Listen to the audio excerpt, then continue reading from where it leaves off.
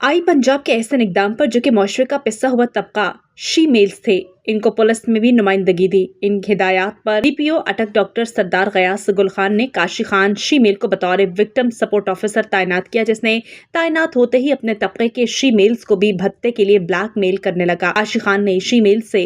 Functions करवाने की मंजूरी की मद में पुलिस के नाम पर भत्ता तलब करना शुरू कर दिया था, जिसके खिलाफ निशा खान शी मेल ने डीपीओ अटक डॉक्टर सरदार गयास गुल खान को तहरीरी दरखास्त दी, जिस पर डीपीओ अटक ने शी मेल्स के वफ्द से मुलाकात की और इनके मसाइल सुनते हुए फिलफोर पीएसओ काशी खान को बरतरफी का हुक्म दिया, जिस पर शी मेल्स कम्युनिटी ने डीपीओ अटक डॉक्टर सरदार गयास गुल खान का शुक्रिया अदा किया और पंजाब पुलिस के हक में नारेबाजी की। निगम यानी मदद साडा से कोई मसला को केस बने से साडे झूठा इल्जाम लगा गया सी, मगर असीं डीपीओ साहब को गए, उन्होंने साडा बहुत अच्छा तामन किया, फैसला साडे हक च कीता वा। बाकी कुछ लोग बदनाम कर रहे सी अमले नूं, साडा एसएचओ साहब ने बहुत अच्छा तामन किया वा, डीएसपी साहब ने बहुत अच्छा तामन किया वा, ते डीपीओ साहब अगर असीं गए साडा बहुत अच्छा तामन किया। बाकी अमले ते काशी खान ने इल्जाम लाए सी कि रिश्वत लैंदे, बाकी अमला ऐसा कोई नहीं,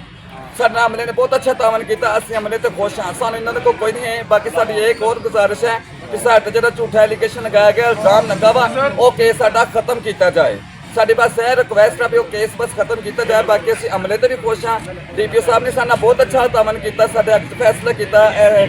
एसएचओ साहब ने साडा बहुत अच्छा तामन किया, डीएसपी साहब ने उन्होंने साडा बहुत अच्छा तामन किया वा, जेहड़े अमले ने साडा तामन किया वा, असीं उन्हां दा बड़े शुक्रगुजार हाँ कि साडे हक च फैसला किया, साडी सुनी है, असीं बहुत खुश हाँ। असीं दिल तो उन्हां दा शुक्रिया अदा करने पूरे अमले दा, डीपीओ साहब दा, डीएसपी साहब दा, एसएचओ इरफान साहब दा।